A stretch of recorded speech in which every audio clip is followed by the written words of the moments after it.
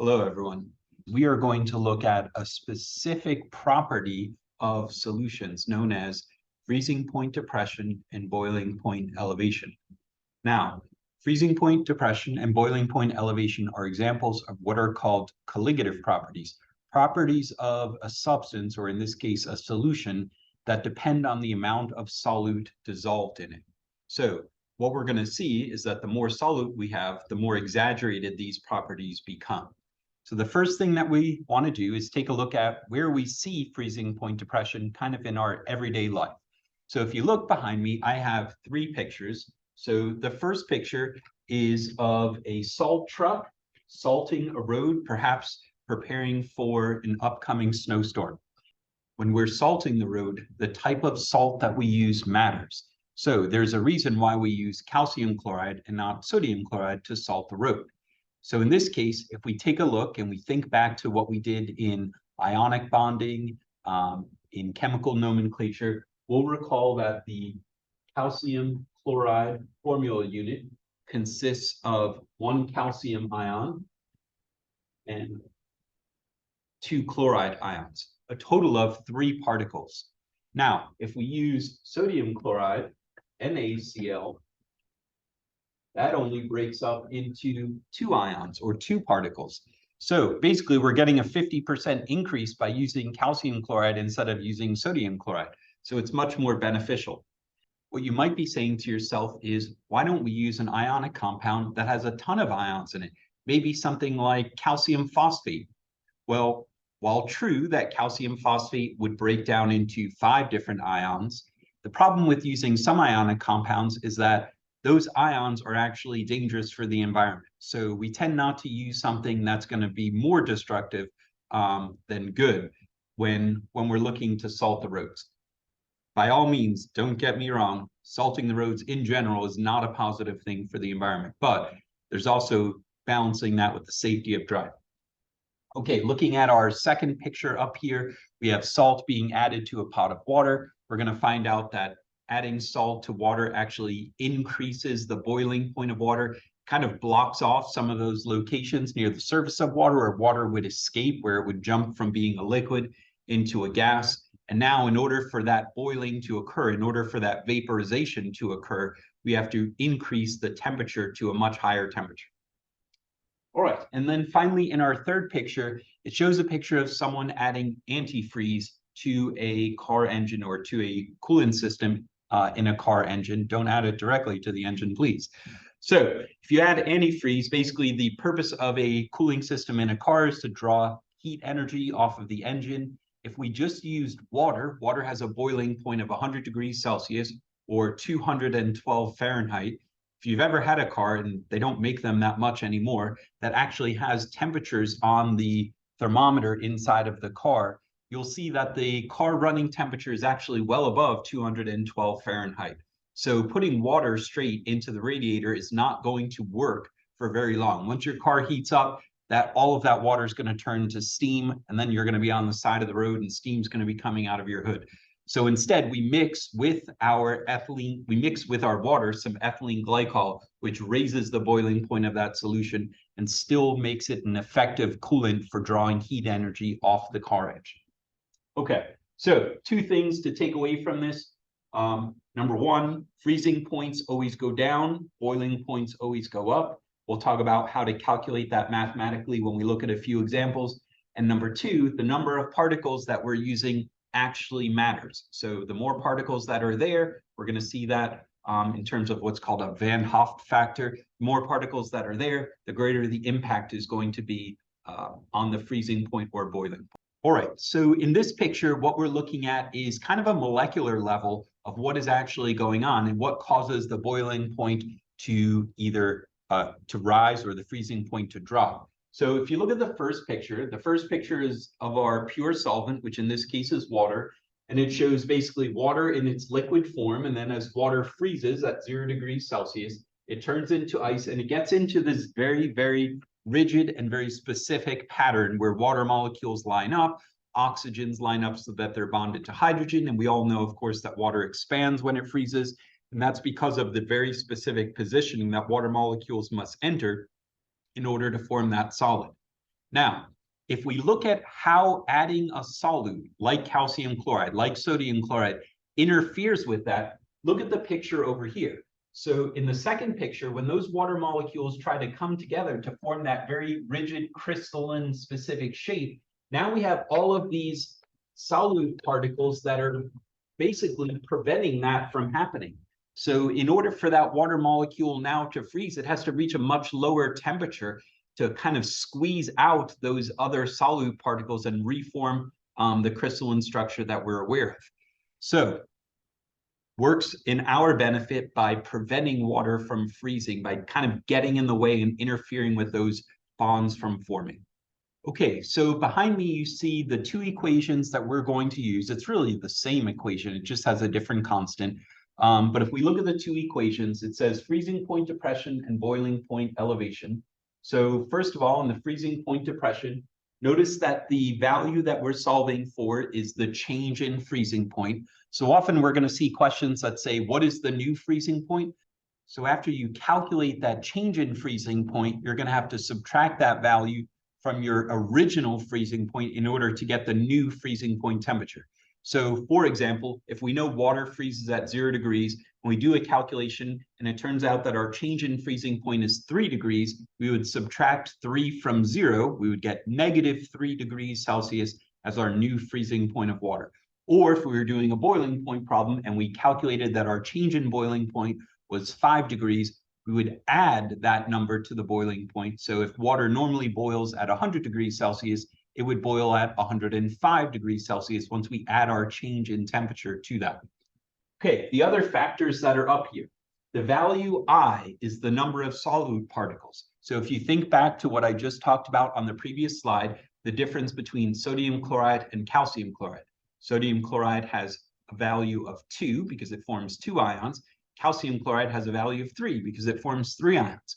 If you took a molecular compound like sugar, which doesn't break up in ions, it would have a value of 1 because it stays together as one unit. It would still have an effect. It would still lower the it would still lower the freezing point and raise the boiling point. But again, it wouldn't have as dramatic effect as something that breaks up into more particles, like an ionic compound that forms 2 or 3 particles. Okay, the next value that's up here, the KFP or the KBP, those are constants. So they are specific to the type of material that you're talking about. So in this case, I've listed over here the constant for water, both the freezing point constant and the boiling point constant, and they are different from each other. So notice that the freezing point constant is actually much higher than the boiling point constant, which basically means that the effect is going to be slightly greater for freezing point than it is for boiling point.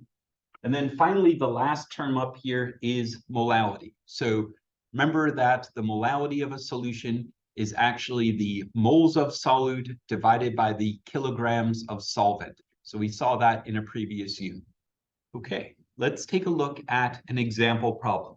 So in this problem, it says, assuming complete ionization of the solute, what would one expect the boiling point of 50 grams of sodium iodide in 125 grams of water to be? So first thing, let's list our constants and our given on the side here. So we have change in temperature, I, K, we're going to talk about KBP in this case, and then our molality. So we're looking for the new boiling point of a solution. So first, we're going to find our change in temperature of the boiling point. The next thing is we look at I, we're talking about sodium iodide. Sodium iodide breaks up into Na plus and I minus. So those two ions means I has a value of 2. We saw on the previous page that our constant for water, the boiling point constant for water, is 0.52 degrees Celsius divided by molality. And then finally, in order to solve for our delta T, we're going to have to calculate what our molality is first. So we look at molality, which is moles of solute divided by kilograms solvent. So the kilograms of solvent, we can pick that out pretty easily. So if we have 125 grams, To go from grams to kilograms, we're going to divide by 1,000. So the bottom part, the denominator of this, is going to be 0.125 kilograms of solvent.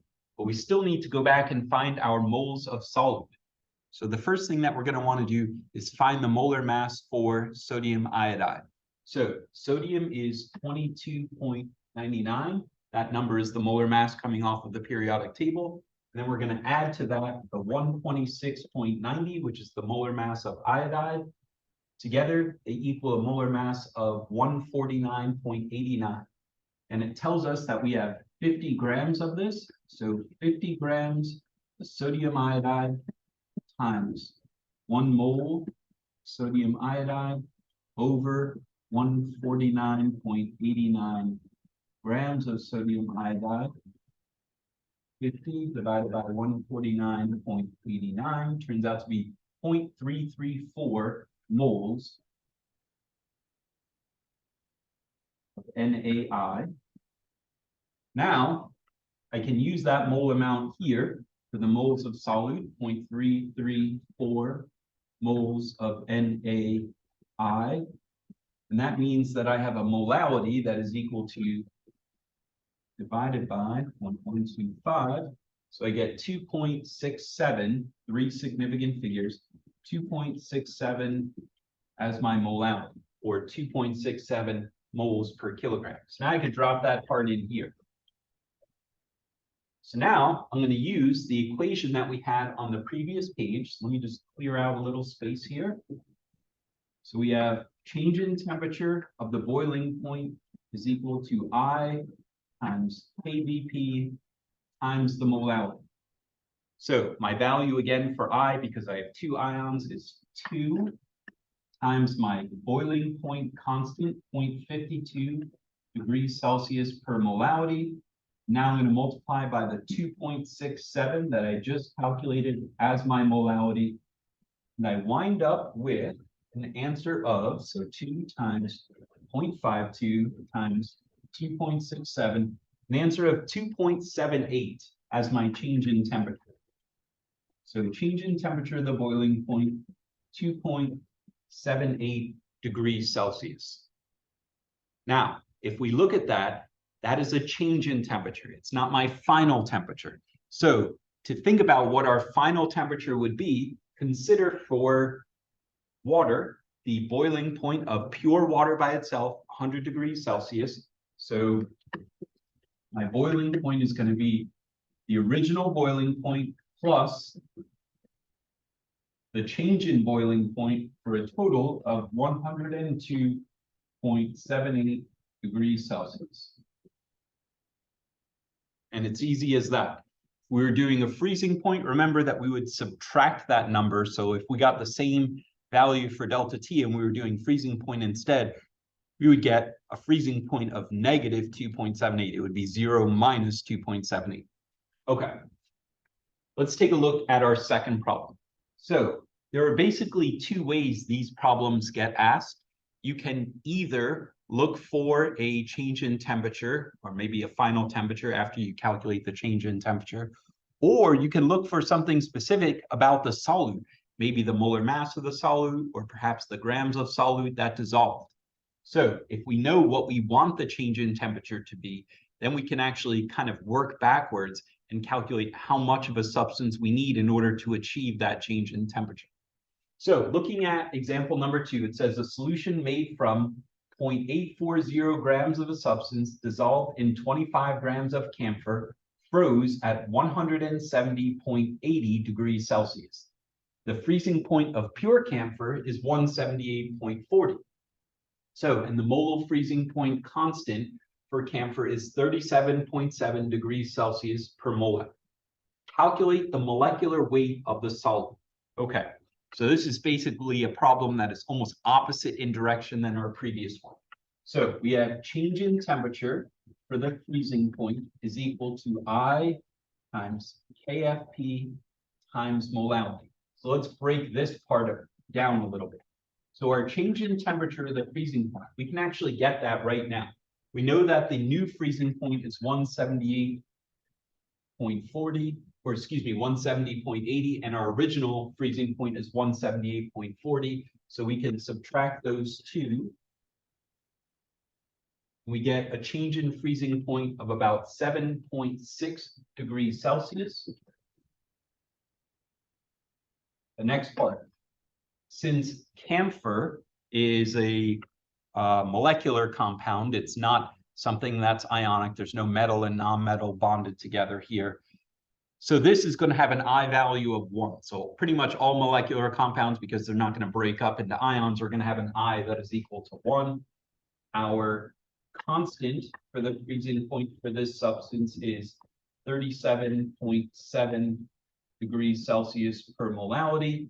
And then finally, we're going to use our molality to go backwards and calculate our molecular weight. So let's first solve this equation for molality. So we're going to get molality equals change in temperature of the freezing point divided by I times KFP. So our change in temperature of the freezing point is going to be 7.6 degrees Celsius divided by our I, which is just 1, and then our KFP, which is 37.7 degrees Celsius per molality. So I wind up with a molality value that is equal to 7.6 divided by 37, try that again, 7.6 divided by 37.7. We wind up with a molality that's about let's call it 0.202.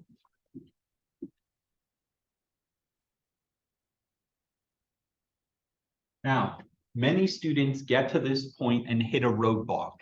And the roadblock occurs because we're not sure what to do when we look at this unit of molality. So what I'm encouraging you to do is get rid of this M.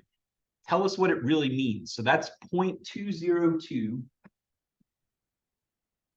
moles of solute divided by 1 kilogram of solvent. So what we actually solve for is a concentration. So now, tied up in that concentration is what we're looking for. Our molecular weight is embedded in this top term of moles. So my first objective at this point is to get rid of the kilograms of solvent. And we can do that because we're told that our solvent has a mass of 25.0 grams. So 25 grams, that's 0.025 kilograms. And now that's going to allow me to cancel out my kilograms of solvent. So 0.025 times 0.202 turns out to be an answer of 0.00505.